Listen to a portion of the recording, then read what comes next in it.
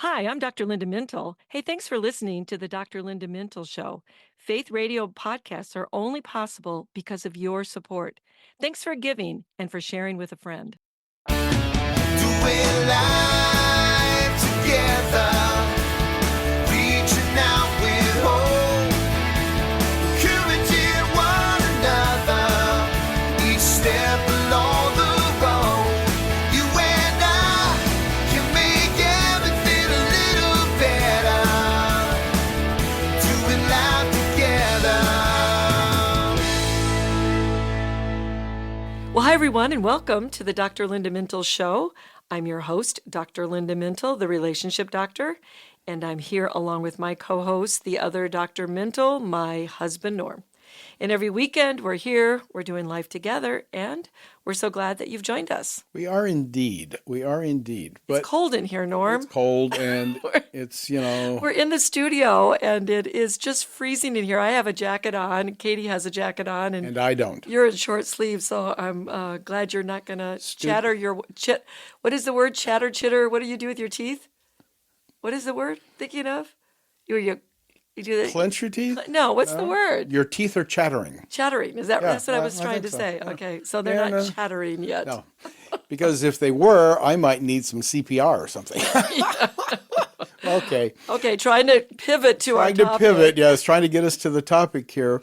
We actually are hoping to bring hope to relationships today that might need a little bit of help, a little bit of resuscitation. Yes. We all need to be first responders. Okay, enough of the metaphors. When it comes to strengthening our relationships, especially marriage. Well, I couldn't agree more, and we are calling this show Relationship CPR, so we're using some medical metaphors here, but the point is you got to pay attention to your relationship, and you need to assess it on a regular basis and ask the question, not just to yourself, but to the person you're with, how are we doing? Most of us have gone through some rocky times with a family member, maybe a loved one, a coworker, even a boss.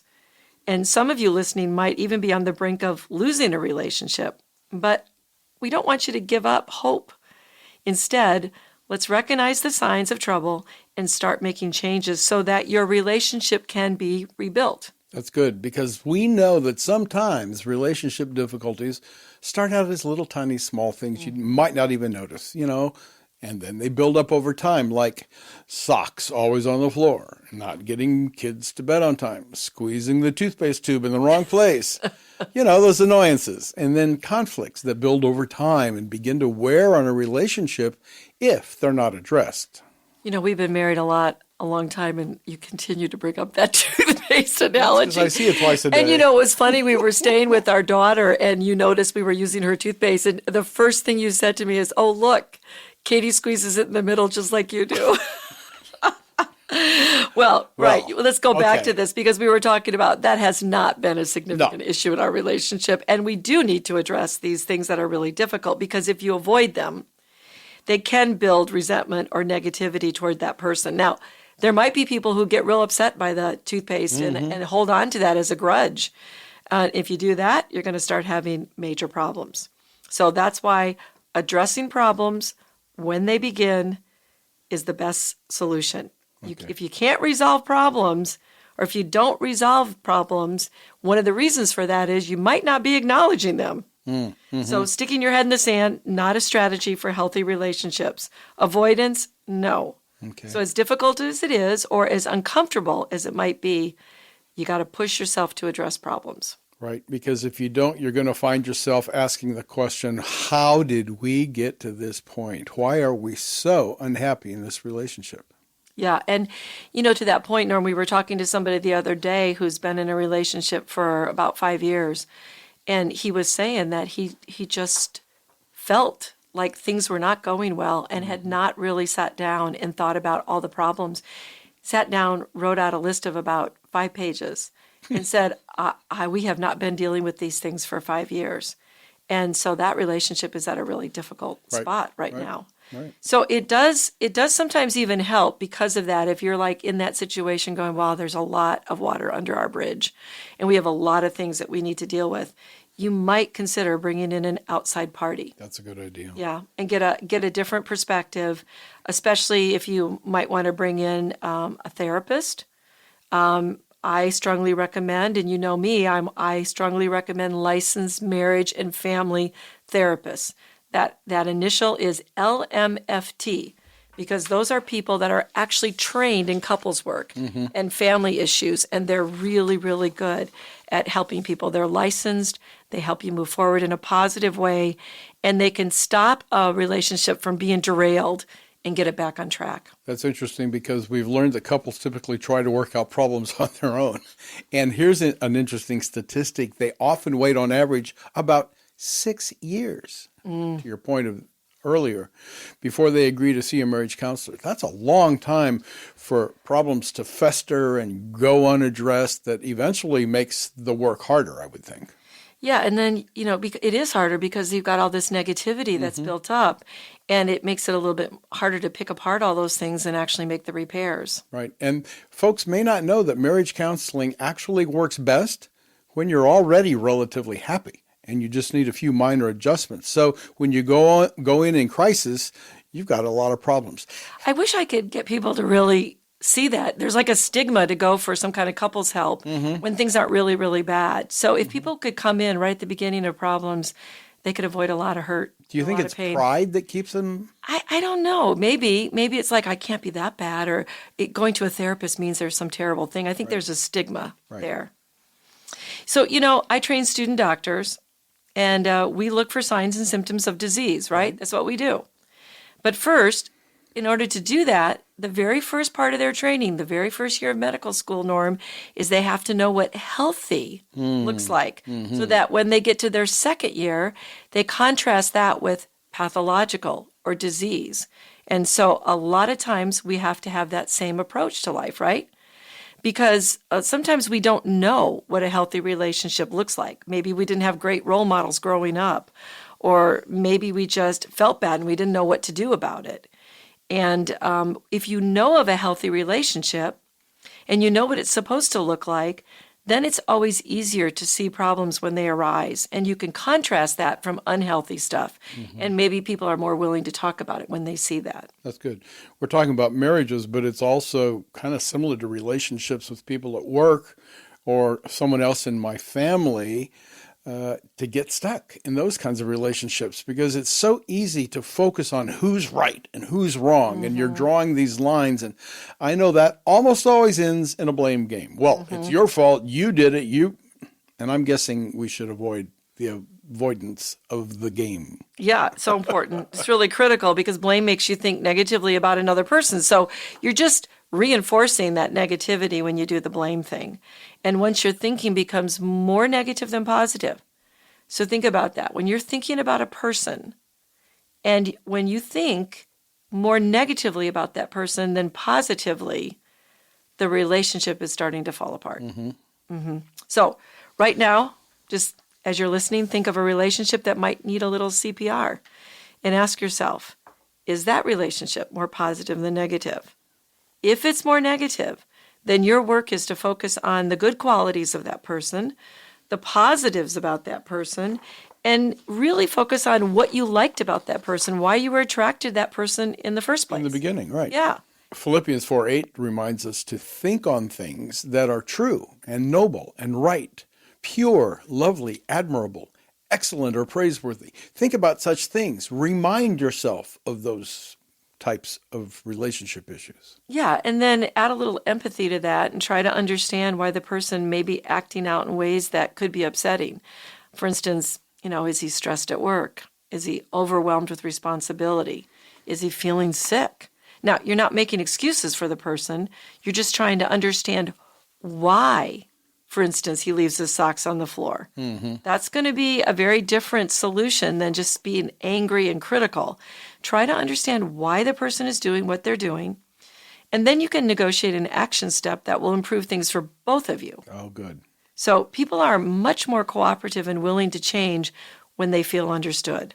So empathy and listening go a long way to improve relationships. So when there's a problem, a tempting thing to do is often bring up the past, point out other times when they've done something to upset you. But I know that doesn't help, and it usually only makes a person get more defensive. I guess when we feel hurt, we typically retaliate. Help us. Yeah, we do. And we should resist that tendency to hurt back, knowing it's just not going to be helpful. I think it's a real flash experience where you just want to do something back. But often then that means it takes the power of the Holy Spirit in you to respond in a loving way. So what is needed in those times is the willingness to forgive rather than throw the past back in a person's face. And I would say, Norm, that forgiveness is probably the most important CPR response that we can offer people. I know it's hard to do. I know that in some cases it's extremely hard to do.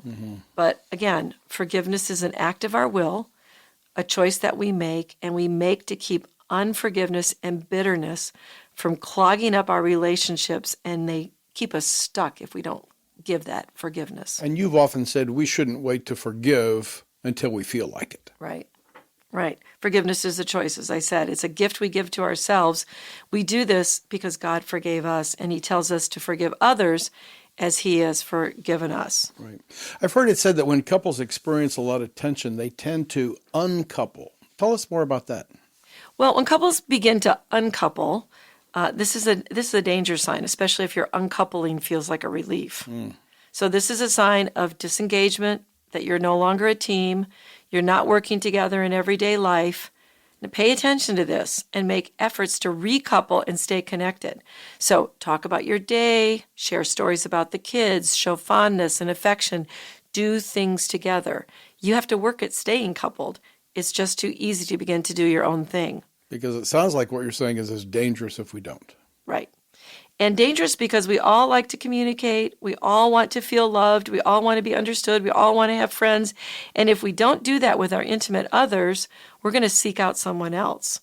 So don't be lazy about communicating with someone you care about. Take the time to send them a note, text and encouragement.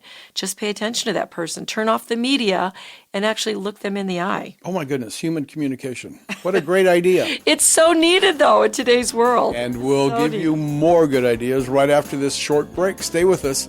We're continuing our conversation on relationship first aid, CPR, if you would, on the Dr. Linda Mintle Show. Some days I simply have to fight discouragement. When those days come, I like to read the Psalms and meditate on the cure for my discouragement. Take Psalm 103, for example. David, feeling discouraged, talks to himself in a way that uplifts his soul. He tells his soul to bless the Lord and to remember the benefits of serving God. David wrote this psalm to encourage himself in the Lord, something I know I need to do regularly. Instead of focusing on all of his problems, David decided to engage his will and rehearsed the goodness of God. He begins the psalm by blessing the Lord.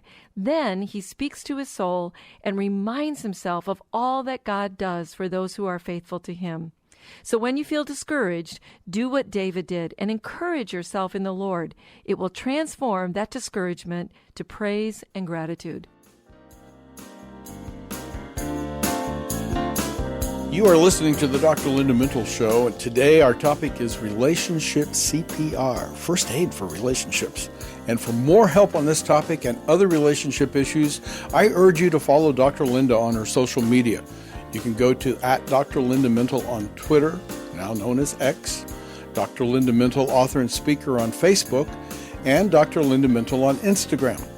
Now, her website, drlindamintle.com, has blogs and links to many of the books she has written, in fact, all of them, including the one that will help today on relationships and conflict that she called We Need to Talk. You know, Norma, I do a lot of blogging too. So if people would just follow me on one of those social media accounts, you can see the articles every day on things that are related to relationships. So maybe this isn't the topic for you, but you'll see lots of things that probably you'll relate to. Everything from codependency to being with a narcissist to imposter syndrome. I mean, we cover a lot of relationships and mental health topics. That's right. That's it. So now let's talk a little bit about how stress and busyness can impact intimacy.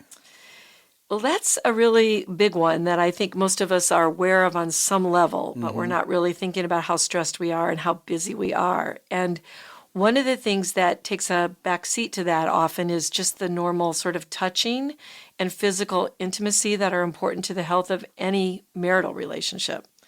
When we're too busy, when we're stressed, when we're tired, when we're distracted, we tend to put our physical intimacy and expressions of love on the back burner at times.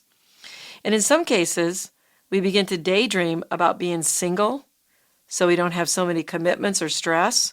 Or worse, Norm, we daydream about being with someone else, thinking that our life would be so much better and so much easier. That's dangerous, right? Yeah, and we know that's not even true, right?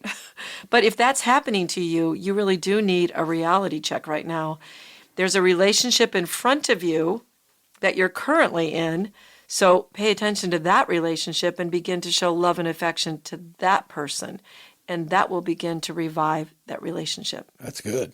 Because we know sometimes relationships begin going south, and often it's because one, maybe both, refuse to compromise regarding their wants and needs. We want it our way. Yeah, and that's just, this is such a root that is talked about in the Bible so many times because it's a root of selfishness, of pride, stubbornness. I mean, we can think of a few biblical characters who were stubborn. Didn't usually end up well, right? And we know that this is interesting because in the research on relationships, we know that one of the healthy traits of a person in a relationship is flexibility and agreeability. So those are the opposite of being stubborn, right? I have a tendency to be more agreeable. I have a tendency to be flexible in my relationship. And so if you refuse to see the needs of others or the wants of others, and you refuse to be flexible and agreeable, you're going to create some relationship problems. So we need compromise in every single relationship. We're not talking about compromising your values, Right. but how you respond to each other in meeting their needs. And when you refuse to compromise, this creates, again, a lot of anger, a lot of resentment in the other person. And that's when people tend to wander and look outside their relationship for someone else to meet those needs. And another time, I think, is conflict. When you're in conflict with one another and you don't address it or you don't discuss it, kind of like you were talking about the compromise, then people also start looking elsewhere. I know in the book we mentioned We Need to Talk, you wrote quite a bit on this one. Yeah, because I think the easiest thing is to get frustrated with the person in front of you and then go, I'm sure Got to be better somewhere. Yeah, that lady at work is so nice to me. Like, she listens to me, she talks to me, or that friend that I go to coffee with all the time is much more willing to listen to me. And then what happens, and we know this from the shows we've done on the Relationship House. We've called it the Sound Relationship House. It's a Gottman idea. A marital researcher, John Gottman, came up with this. But one of his key things in his approach to marriages and couples is you have to be turning inwardly in your relationship. So you have to be turning to each other rather than turning outwardly to other people. Because what happens then, if you look outward, you begin to build an emotional intimacy with someone else. And so really you need to check yourself. Who are you sharing your needs and your wants with? Are you sharing them with people in a very intimate way that you don't talk to your partner about? That's a problem if you're doing that. And those kinds of conflicts, while normal in a relationship, when not dealt with and when they escalate especially, wave a huge red flag. Yeah, I mean, that's why I wrote a whole book about conflict, Right. because it's really important. And as I mentioned in that book, it's the way you deal with the conflict, not whether you solve the conflict. That's such an important thing to remember. If you respect each other, you don't get to the point of name calling, being critical, two things that, by the way, do escalate conflict. If you're being critical of that person, you get defensive, and you start saying hateful things to your partner or anyone in a relationship, really, and you're being very disrespectful, we know that that disrespect escalates conflict. So when you're doing all those nasty things like criticizing, being defensive, being contemptuous of someone else, Norm, what happens is you get into what we call high conflict relationships. And then high conflict relationships usually end up splitting apart. So look for signs of escalation in the conflict in your relationship. If it's there, one of the key things is to learn how to calm things down. Wow. Okay. Changing topics just a little bit. I think another serious sign that a relationship is in desperate need of help is when one person starts moving money out of their joint accounts and changes how they're handling their finances without telling their partner. Boy, that is a telltale sign that I've seen in couples work for many, many years. This usually means that the person is thinking of making a move out of the relationship. Plans are being made. So pay attention to this and ask questions if you see it. Don't just worry, actually talk to the person about it. And if someone refuses to work on that relationship, continue to pray and don't give up hope, because we know that God can change a heart. But we're trying to tell you that this is a bad sign. Right. That premeditation is a big deal. Yeah. And, when someone's unhappy in a relationship, they're often unhappy with something about themselves too. So we don't always think about that because we hear the person say, what did I do? What did I do? But it usually means that there's something going on inside of them too. And they might not know what they need or what they think to make them feel happy. I mean, it could be a spiritual problem in that case. But you have to encourage the person to look inward, to try to figure that out, maybe talk to someone else to get the source of their dissatisfaction. And when I mean talk to someone else, I mean talk to a professional person. Because leaving a relationship does not fix the problem. Because how many times does someone hook up with someone with the same problems immediately? And I say this to people in therapy. I say, you're just going to take your problem that you have not worked on and you're going to carry it to the next relationship. And guess what? It'll show up. It'll rear its ugly head again. So you might as well work on it now with the person you've got and see what happens. And try and get it fixed once and for all. What about this one? This one seems kind of innocuous, but I think might be a big one. Boredom. I hear so many people say, I'm just bored with them. I think it's a problem that we can all feel on some level if we're not careful about this and we don't change things up once in a while. What happens is we get a little lazy in familiar relationships. We no longer do the things to stimulate interest or excitement like we did when we dated. So the antidote for boredom is to bring up some new things in your relationship. Do some novel things. Do something that's different and new. Change it up. We've talked about taking a cooking class together, drive to maybe a close, easy one-day weekend getaway place, take the kids on an adventure, be more creative in the bedroom, picnic on your deck, anything that just changes up your routine. Those are wonderful ideas. And the problem is most people are going to say it takes too much work to think about that. Well, you have to work to improve your relationship. There you go. Let's just make it clear to the person if they're upset that you don't want to give up and you're going to try. You're going to dig deep into your relationship with the Lord.